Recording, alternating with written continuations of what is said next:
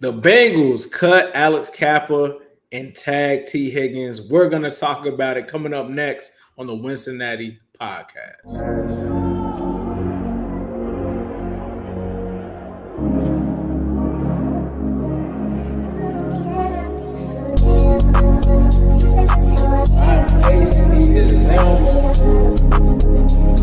It's an exciting time to be a Bengals fan.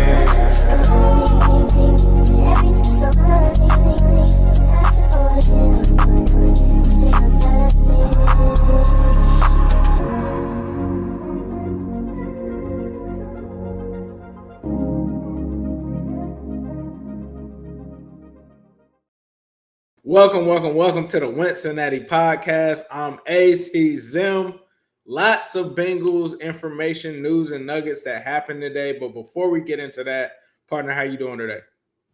Doing pretty good. Backstage, I'm going through Cookiegate right now, so we're trying to figure out how I can get the correct order on cookies in the world, so that my wife is satisfied with the cookie levels. Telling all the fellas right now, make sure you pay attention to the orders in the text and the details of those cookies. Because if you come back, the only person that has gone to Crumble Cookies and got the mini one. I didn't even know that they had the mini cookies over there. So went to Crumble Cookies and got small cookies, dog. The killer is that the smaller cookies now I'm finding out cost the same thing. So why would anybody get the smaller cookies unless they want to get a little bit less calorie intake? Aside from that, I feel like the calories are stacking up with this Bengals cap salary that we have currently right now, and we're building that out. Shout out to Duke Reaper. Somebody called him Duke Reaper or something online I saw earlier today. So if Duke cooks, I'll go with that nickname. If he doesn't do diddly squat, then we're going to still keep him Duke Tobin or whatever. Aside from that, though, I'm feeling really good, man. I'm excited that we got some movement in the football world. Yeah, so unless you've been under a rock, diehard fans watch us. This show is powered to you by BETUS. Alex Cappa got cut today. The Bengals ended up saving $8 million. This is now the second biggest cut that the Bengals have made after the Bengals released Sheldon Rankins. So this move is going to give them $70 million in cap space to work with right now. On the same day, literally the same day, several different news nuggets came in. So they tagged Tee Higgins, but I think a lot of people also missed the report from Diana Rossini that says that the Bengals sent out an offer to Jamar Chase. It says that they, aren't close, but an offer has been made by the Bengals to Jamar Chase. They're clearly doing this whole tag Tee Higgins situation, like they've said, and like we said on this podcast, to make sure that it's a negotiation tactic. And the Bengals are doubling down and they're making the word out there known, which this is not something that we saw last year. When they tagged Tee Higgins, it wasn't we're tagging Tee Higgins with the intent of extending him. Last year, it was just we placed the franchise tag on T. The Bengals have literally gone out of their way and to make this message known that this is a move to tag T and extend him. So from that standpoint, let's start off with Alex Cappa, because I was excited about the Alex Cappa news. I think I might have been in the minority on misunderstanding what Duke was saying and Scott Peters last week, because I was like, man, like anytime they talk about the guard position, they make it seem like, oh, well, we were still really good last year and we can expand on it. And I was just like, bro, keeping Alex Cappa on this roster as a starter is not like where it's at right now. I mean, they talked about him being a triple clown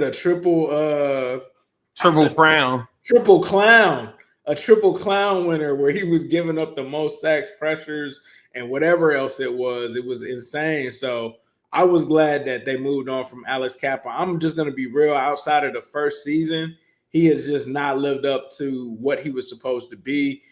There was one point where he was one of the best linemen, and he's just literally been one of the worst ones the past couple of seasons. The money didn't make sense. Bengals had to do it. What were your thoughts on the Kappa situation?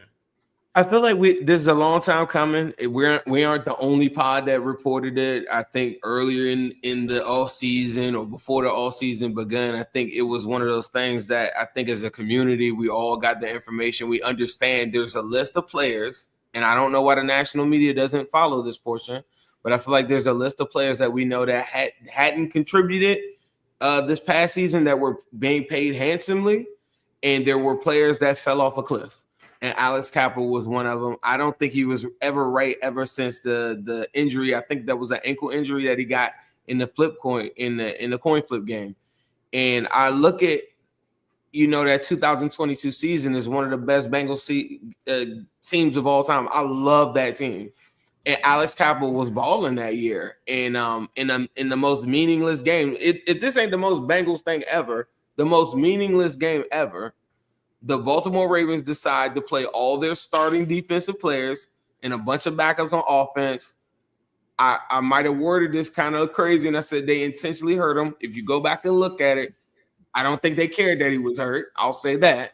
And he got hurt in that game. And then we went to the playoffs with 3 backup offensive linemen. And ultimately, I think Alex Cappa is one of the main reasons why the Bengals didn't go to the Super Bowl. Maybe they lose in the Super Bowl or whatever, but we're talking about the Bengals going to back-to-back Super Bowls if Alex Cappa plays in that game instead of Max Sharping being dominated for 4 quarters. That was a big difference in that football game in a season that Alex Cappa was playing well. I wish him the best. I think what he contributed to the Bengals. I remember the day that Kappa and Karras got signed, because remember, we were initially going to get the Jensen, and then Tom Brady stopped Jensen, and then we came back at the top of free agency. Like, they were like, they're tampering. Like, no way. Come out there. Like, you know what I mean? Like, and sign Kappa and Karras, and we were like, our offensive line is solved. No, it wasn't solved, but that was a good moment that I thought that we can't forget, and I really, really appreciate him. But it was time. I thought that his play had fell off a cliff. The triple frown proved that, and we need that cap space. And right now, a lot of people are saying that the Bengals they don't have enough money to pay the big 3, and I understand the logic in it. But once you start to unveil the layers on how it can happen in the cap space, it's not being delusional. It's just putting together information that we're getting along the way. If you got over $80 million in cap space, you have an opportunity to sign a lot of people, not just 3. So let's just put that into perspective. Will the Bengals do it? That's the part that I'm not sure on. We're not sure on. And it does make me a little nervous, but I do think that is a step in the right direction in conjunction with the Sheldon Rankins cut a couple of days ago. Yeah, I think it just lines up with everything. Let's talk about the T situation. I think we both wanted Alex Cappa, and like you said, majority of people wanted Alex Cappa out of there. We didn't know if they were going to do it or not, especially with waiting for the smoke to clear with the draft and the free agency. So, but it's clear that the Bengals are wiping their hands clean of that situation. Tee Higgins, right? Next domino to fall. I kind of had a tweet that went out there and said, like, we've all said, like, the Bengals are not tagging T just as a, hey, we're keeping you for another year, and that's what it is. Being that they're out here trying to restructure and not restructure, but re-sign Jamar Chase. They're trying to extend Sam Hubbard. Like, they're trying to keep Tee Higgins. This is a circumstance where they cannot allow themselves to have to commit $26 million in hard salary cap to Tee Higgins in just 1 year. It just doesn't work that way, especially with the money that they're going to have to come up with Jamar Chase and Trey Hendrickson. So this is clearly a move where the Bengals are backing up what Duke Tobin is saying. Tee Higgins tweeted it out that he got tagged. But, to us, we already know what this is about, and this was a formality, and it needed to happen. Now they get up until July 15th to kind of negotiate this deal. They are still locked in on negotiating this deal. What were your thoughts on T getting the tag? I'm praying it doesn't get to that. I honestly feel like, and I think my gut tells me that it's almost too good to be true, but I think that the next 24 to 48 hours, I think it's a real possibility. I think just like Duke was talking about the guidelines, or I forgot the exact wording, the blueprint is there. I mean, the blueprint is there for this Tee Higgins deal with an agent that's privy to what's going on, that has another client that he's vested in, that's also with the team, that he can do. They can operate some of the conversations together. All signs, even the press release of the Bengals saying, to drop down, even a press release of the Bengals saying we're trying to get a long-term extension done is not normal. And I think every report, Diana Rossini, whether it was other podcasts putting it out there or any other like news outlets that have said this is the steps that it would take, nothing changed. Everything has gone this way. I go back to our talks a year ago. These are the things that I was saying were going to happen, where I was, and when everyone couldn't see that Tee Higgins coming off his worst NFL season. In hindsight, everyone's like, well, you should have just did it last year. I agree. They should have did it last year. But at the time, coming off his worst season, there were some questions about health. And I think he answered a lot of those questions. And I think right now he's in a good spot where it doesn't really make sense. You look at the wide receiver class and all these different things. My number one thing that I've stressed, and I think all fans of the Bengals can also take a deep breath and say, even if this deal doesn't get done immediately, the one thing that we can say that I hadn't seen on the internet said not once is there was a large amount of people that said that the Bengals are just going to let him walk. Well, we killed that today, right? Exactly. So again, there's no delusion. This is actually what has transpired. So you can't take a sigh of relief and say, well, there's no scenario where the Bengals won't be compensated in the 2025 season for Tee Higgins, whether they get this extension done or not. All signs that are currently out right now, all reports, everything that the Bengals are putting out, everything that's out in the atmosphere, all suggest that the extension gets done. We don't know that part, but we can say that we're not letting them walk, and we're not getting no third round compensatory pick later on, and we're not going to be sitting there looking at Justin Herbert chuck the football down the field to Tee Higgins right now for nothing. They got to give us something if that's the plan that is going to happen. And I honestly feel like after the Commanders signed Debo, I think the legit suitors will only be down to like 2 teams in my book. And it would take extreme circumstances for that to happen. It would have to be a team comes out of nowhere and says, do whatever you can do. We're going to give you Justin Jefferson $35 million, which to me wouldn't make any sense. But think about the scenario that would have to happen to make Tee Higgins say, I'm not taking 26, 28 with the Bengals. I'm going to go take 30-something where like 30 wouldn't be enough to me. If Bengals are offering you 28 and you got a chance to play with Burrow, Chase, and you're already in a situation, $2 million, that's not enough. It would have to be like a jaw-dropping number, and it would have to be a whole lot of messiness. It would have to be him forcing his way out. And you wouldn't do that. And if you felt like you wanted that, you would have never changed your agent. And those are all the things that we know, I guess. Nah, that makes perfect sense. People told me that the Bengals wasn't going to double tag T, and here we are. I mean, I think you said from the get-go, this was always kind of a circumstance that could happen. There's going to be alternate things that they can look at now, as well as Jermaine Pratt. Some people are talking about that. That's another way that they can free up some money. Zack Moss is another guy that they can get rid of to free up some money. It was a report today. This was Bengals Day because they reported Sam Hubbard. They're looking for a trade. If he doesn't get traded, they're likely going to cut him. There were some people saying if he's cut, he could retire. So the Bengals are looking at all kind of options right now, and I think rightfully so. They're trimming the fat from this roster in terms of the players that they just don't need on this team anymore. Like if you don't have a defined role with the Bengals, which Sam Hubbard really didn't do much last year, there's no reason for them to pay him $10 million this year, especially when that $10 million could be going to T, that $10 million could be going to Chase, that $10 million could be going to Trey. Like that's just money that has to come up. And if you're not given the value at that position, they're just going to have to move on. They also came out, friend of the show, Mike HIlton, might not be back. He kind of tweeted out like saying that there's some new opportunities potentially for him out there. We don't know if he spoke to somebody in the front office and they said that he's not going to be back.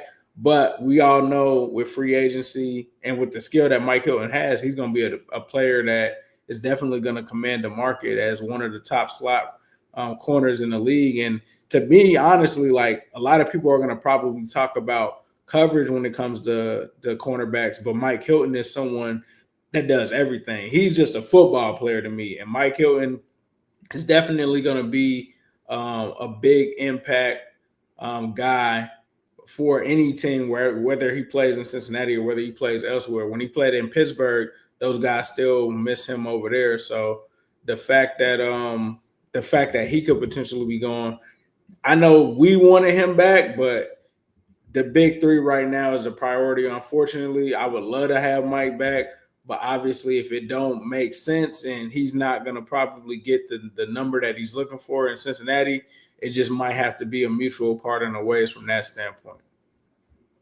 I think Mike Hilton, shout out to his folks, shout out to Mike Hilton, who is even on, a segment on our show, like Get It to Drop. Very grateful for Mike Hilton. I call him 21 Savage. Just a savage football player. One of the few players left in the NFL that you could cut the tape on and say, that's how you should tackle, son. That's the way it's done. And what he's done for the Cincinnati Bengals, as far as like free agent signings, these are the things that as a community, I don't think we talk about enough. To me, it's like, that's an excellent signing, whether you feel like, I don't know, it's coverage, whatever. When it was time to make a play, that there were very few playmakers on the Cincinnati Bengals, and Mike Hilton was an excellent blitz. He's probably the best blitzing slot corner I've ever seen. Like, I've never seen anybody get to the football like that. I mean, I think like there's guys like Minkah Fitzpatrick. You got greats like Troy Polamalu that can get up in the box and go and, get after the quarterback like that way too. There's so many different ways to get after the quarterback. The way that Mike Hilton plays is like super unique. We thought that Pratt was gone, 2 seasons ago, and then out of nowhere they signed him. So who knows what the market looks like for Mike Hilton? Like, there's a chance. I don't want to say he's gone, but I think everybody's alluding to Mike Hilton talking about new opportunities kind of rising every day. I hope they figure out a way. I think if they did, it will open up the draft board even more, where they probably have maybe one less DB or something. Maybe they figure out. I think his role though would probably be reduced though, and I don't know if he would like that. And I don't know if you could justify paying him X amount of dollars, $6+ million, right, and be like a specialty type of player when you know that Dax Hill, there's an argument at CCB, if he struggles again on the outside, he could go to the slot maybe. There's also an argument that Josh Newton and Ivy had the ability to, do some of those things too. And so now you got this loaded DB room, and I don't know if the money makes sense. And I think I mess with Mike so much, I just wouldn't want to see him go out like that, especially when I think he's still got a couple years left in the league. Nah, I think Mike Hilton has still got a lot left in the tank. And I kind of worry because, like, Steelers fans, you probably have interacted with them over on the AFC, like, the AFC North fans, right? Like, they miss Mike Hilton to this day. Like, they still feel like there's a piece that's missing from their defense that Mike Hilton brought. And that's the one thing I worry about, like, with him potentially being gone, is how do you replace that? Because I hear Steelers fans talk about it all the time. Like, damn, why did we let Mike Hilton leave? Because he just does the little things, like you talked about, the tackles on Derrick Henry, the stuff like that. So, I would love to have him back, but if he isn't back, I know that he's going to do his thing somewhere. He might reunite with Jesse Bates in Atlanta. I mean, he's from the A, so that could be a nice thing there. But yeah, he's always been a world-class person, athlete, and everything. Showed us love, came on the show. His dad was cool. I was talking about that earlier. That's one of the things that I'll forever remember at the Super Bowl. Me and you chopping it up with the Burrow fam, and then this guy just coming out like, hey, what's good? I'm like, who is this dude? And he was like, man, I'm Mike Hilton Sr. I love your podcast. So, like, much love to them over there, man. And credit to him throughout all this time. Any tailgate, shout out to Mike Hilton Sr. We get up. I get up with him every chance I get at every game. So you never know. Like on Wincy, I think we got that connection with a lot of different people that I think people that know us know, but and we kind of keep a lot of stuff like tight lip, but like if people see us at games or see me at the game, me and Mike, you know what I'm saying? Like, I got pictures, me and Uzi taking pictures with him every time we get a chance. So anytime we link up, whatever, it's always been dope. His family showed me so much love. Like, I can't even begin to tell y'all. Like, I'm super appreciative of it. We did a show a couple weeks ago, and Mike hit me up and said, "Look, Mike Senior said, you know, like, hey, I'll sign that jersey that they were talking about on the show." So I know he watches like all this stuff. So a lot of people, you know, don't know about a lot of our connections and stuff, but Mike HIlton is genuine as it gets, and I really, really do appreciate that. Let's get to this super chat. Michael Ross says people don't understand signing T and Jamar to extensions. Saves the Bengals significant cap space. The T tag 26 plus million plus and the Jamar 5-year option 21 mil will end up being reduced by 10 mil cap, even with T at 28 mil and Jamar at 40 mil. I agree. Absolutely. That's one of the reasons why you do it. Yeah, exactly. You're going to move that money around, do some things with it. I mean, Burrow with his deal, he's just now going to really be getting the first year of his deal next season. So that's why you extend on to keep those kind of parameters in place. Kyle Rose here with the $5 super chat. Triple Crown winner in sacks, pressures, and hurries. Kappa gone. Yeah, get Kappa up out of here. I feel this. I'm very. Hey, look. I'm gonna tell y'all this. I told you this on the phone earlier too, Ace. The one for me, I'm sorry, Sam Hubbard, $9.6 million that they can go get. The Bengals at this spot where we're negotiating, currently trying to get this done with Jamar. Get every dollar that you can right now. Let's go into free agency with the books open up. Right. And Hubbard for the last 2 years, we're not really big on trashing guys, I think, on our show, but I'll be the one to say he has done nothing to warrant any of that 20-something million dollars that he's gotten over the last couple of seasons. And that is, I'm not looking for no restructure, none of that.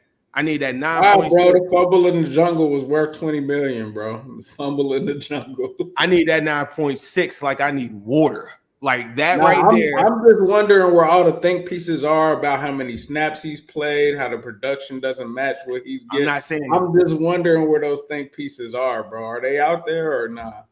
It's not happening, but it is what it is. I think the real ones recognize the indifferences that are going on. But for the low-level production, the injury excuses and all that stuff, I'm just tired of it. Let's get the level there for Cincinnati. It's not about that. And that's kind of where we came from with the Andy Dalton situation. This, you know, things that they do for the community, of course, we're going to appreciate that. But in the NFL, it's a business, and it's what you've done for the people on the field. And when it comes to that circumstance, it's just the money doesn't make sense. That's something that they've said before about previous players and stuff like that. So we'll see where they go. That could be something that's resolved in the next couple of days as well, especially with the reports being out there that they're trying to move them. So we'll see. I do think, like, if he does decide to retire, I think that's dope. You know, maybe you retire a Bengal if Sam is done playing, especially with him having the injuries last year. That would be fire. But, I mean, it's up to him, man. It's his career, so we'll see what Sam ends up doing. But it does seem that the Bengals are shifting towards a different situation. With that being said, as you guys know, this show is powered by BETUS. Make sure you jump on to BETUS and make sure that you're able to make any kind of gambling decision that you want over there, especially with them having a casino. They got blackjack, they got craps, they got all kind of stuff over there. So make sure you check them out. And then, of course, with the NBA season still ongoing, you can make bets on those games. And as well as the NFL, the upcoming season is here. You got MVPs, you got predictions on where certain guys may get traded to. I don't know if they have Sam Hubbard odds, but if you check it out, they might have some odds on what happens with the Sam Hubbard situation. So head on over to BETUS. Make sure that you bet with them. We appreciate them once again for sponsoring the show. We got Herman here with another super chat. Says trade Pat for a 6. If not, cut him, keep Zack Moss. I'm not keeping Zack Moss. I'm not keeping Zack Moss. Like, Zack Moss had a neck injury. When he was healthy, he wasn't that great. It's clear that Chase Brown is running back number 1. I don't know why I would give Zack Moss $400 million. I'm not $400 million, but $4 million to get splinters in his butt on the bench because, like, he's not about to play. So I need that 3 or 4 million going to somebody else instead. And you got to think about that position with the running backs, and we're going to get into some shows coming up about the combine. I think the contracts are just taking over the whole conversation. Yeah. But the running backs, there's no shortage of running backs in this upcoming draft. You could draft the running back. There is no shortage of running backs. You can go get a far better running back than Zack Moss ever was, at least as a prospect in this draft, later rounds, and cook up with that. You got veterans out there that could probably command very close to the same money. I threw out the possibility of like a Nick Chubb. I think that would kill the football, like that other team in Ohio. He wouldn't be far off from that number based off of his current health and him coming back from an injury. I don't know how much people think somebody like a Nick Chubb would get. And then you factor in the fact that Chase Brown has now been a far better pass protector. Because remember, Nick Chubb doesn't really play on third down. You have the opportunity of a Nick Chubb on like first and second down, getting 4-ish, 5 million-ish kind of a year. We went to last all season. People were bringing up Derrick Henry and Saquon Barkley in that same conversation mode, and we're like, we don't really run enough, and you're paying that money. But in hindsight, wouldn't you rather at time for a couple million more go get a Derrick Henry or a Saquon Barkley? Like Saquon got what, like 10, 12, and we ended up, you know what I mean? Like I know that's a bigger difference, but look at what he became. He was Offensive Player of the Year. If you had the ability to go back in time, I would sign that. You know what I mean? So shout out to my side for the super chat, bro. I seen that you said that you fumbled the super chat. So still throw something there in the comments. We'll try to catch it and read it. We won't leave you hanging. KP from KC said Nino Brown with those contracts. If you know, you know for sure. We got another one here from Michael Roth. I would bet my house Hubbard hasn't been cut yet because T's extension isn't done. Bengals front office are watching your part. They don't want a fan base uprising. I just think I don't think anybody. I think people are over compensating for. I think you'll see that if Sam Hubbard is released, I don't think anybody's gonna care. I really don't. I think that he'll always be the Cincinnati kid to you. Yeah, I just think if you've been watching this team for the last 2 years, he hasn't contributed to anything in those. Nah, bro, he's a cornerstone, bro. He's a cornerstone of the franchise. That highlight play of Lamar Jackson. He's a running, going all crazy over him in it. That joint lives rent free in my head. Like, for sure, I'm playing that all the time. That play, and there's other plays throughout the season where it was almost sad watching him play. It literally, I felt like I was sad watching him be a shell of himself. Yeah, that part of it. I mean, I'll always remember Sam Hubbard. If that's the last memory I have of him, it's definitely gonna be fumble in the jungle for sure. And I think, like, you know, that's just what it is. It's not.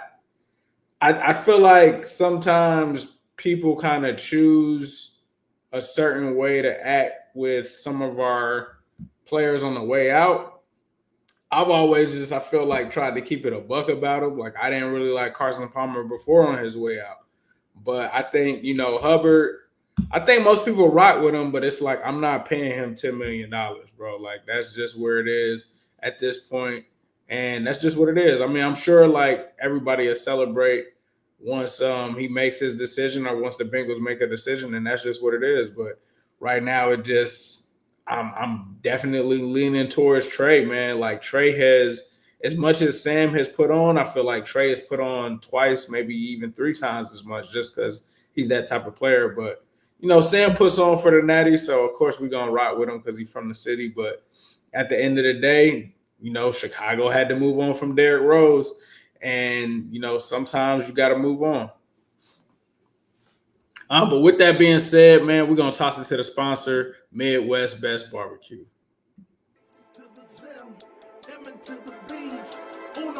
G-Funk wings and them CTVs. Midwest Best is the place to be for queuing wings. Midwest Best is the place to be for queuing wings. It's the AC to the Zim, M to the B's. Uno wings, G-Funk wings, and them CTVs. Midwest Best is the place to be for Q&A wings. Midwest Best is the place to be for Q&A wings. Say what up to Jordan Battle. We be going to battle. Intercepting balls like CTV did on Seattle. Putting 6 up on AZ. Juice gang amazing. Make sure you come get these wings, cause Zim be stay blazing.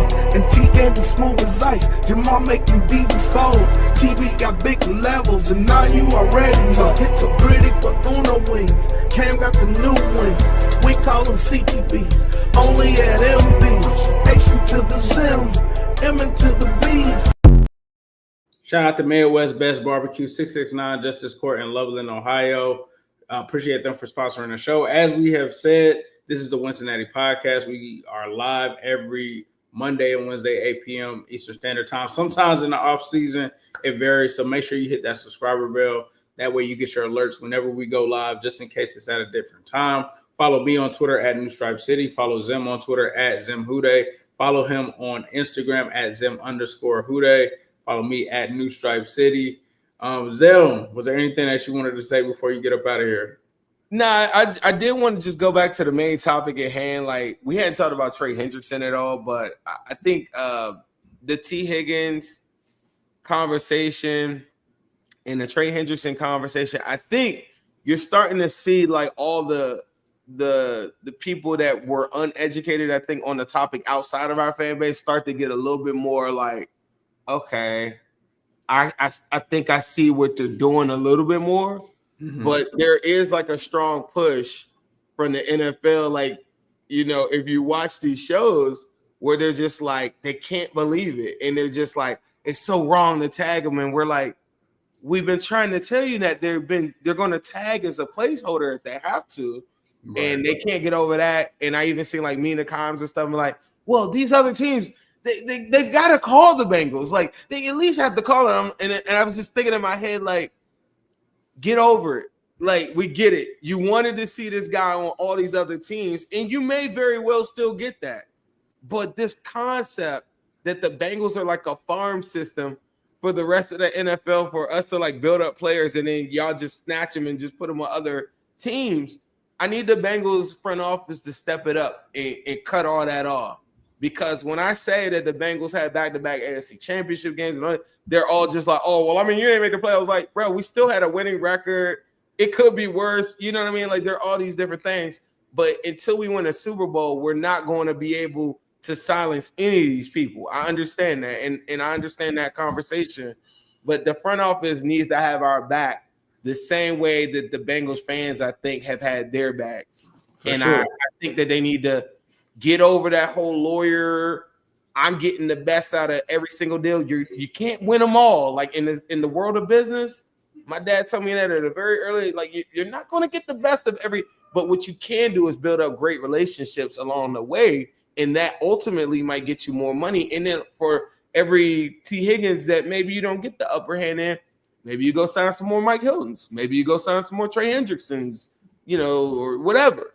And I just think that the Bengals front office needs to wake up and see that the perception of their team and the lack of support to some of these players has hindered them so much that it's probably hurting their bottom line. Let's say that they don't care about championships. It's hurting your bottom line, and you need to get in front of that and go get these guys signed up so that you can shut all these analysts up. And let's get to the next stage in who they and back your quarterback too, because Joe Burrow said get all these guys. For sure. So Hani here, $10 super chat. Real quick, been a fan for a while. Just wanted to ask how y'all got started. Were y'all friends before y'all met or online? How did y'all get your show going? Thanks again, Hude. Yeah, we got started because these people that you see out here covering the Bengals don't know what the hell they're talking about. When it comes to like coverage and stuff like that, they're so off basis with when it comes to that. And like nobody likes to talk about the Bengals from a national media perspective.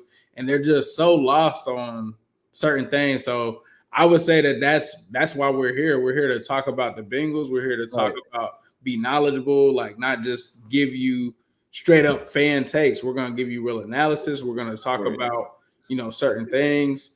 I think I met Zim on his IG live. Everybody, you guys actually kind of brought us together because everybody was telling me to come on there, and then I jumped on. We hit it off, and bro, we had a podcast after like the first Players Lounge live that we did. I want to say like people stepped to us wanting to bring us to SB Nation. So shout out to Cincy Jungle and the family over there. Yeah, so yeah. Shout out to them. But that's how we got going. I think that when I was in spaces and I told everybody, I think me and you finding each other I always stressed that a lot, was that the people brought us together, right? We were like word of mouth, and then when we got together, you know what I'm saying, we were a dope combination. Yeah, we hated Andy Dalton, and we were like, yeah, let's do it. And even bigger than that, the people then put out the information or retweeted us to a amount where SB Nation, Cincy Jungle and stuff immediately were like, these guys need a show. You see what I'm saying? So that was the thing. And I thought we did a good job too, like earlier in spaces where I'm grabbing all these different people from all these different teams and we would challenge them and go talk and we all get it together. And I think the respect levels for Bengals fans, I think grew. And I thought that early on, we really grew up spaces because of the community, and we put all these different people together. And then we helped a lot of people out, you know, and they didn't really, you know, they didn't help us out, but you know, we helped a lot of people out, and I think that's what it's all about too. Like, because I won't be able to go that crazy, and I won't be able to do this forever, right? But you know, the people helped me and Ace get to this point because we were tired of the BS that was out here. And the same thing on spaces is like, I think when we hit when we hit the spaces, like, you know, area, I think it ignited something because everybody was like, whoa, they got all this knowledge on the team. Oh, damn, they remember that player too. And now you're connected with all these different people. And we show all these different walks of life of like, this is what we doing over here in DC. This is what we doing in Florida. This is what we doing in Cali. This is what we doing in London. Right. And if you're not doing that and you don't care about what anybody else thinks and you think that your word is the only word, you lost in the sauce. And that's what makes the Bengals fans the best fan base in the world. Facts, for sure. Well, we appreciate you guys for rocking with us once again. This has been the Wincinnati Podcast.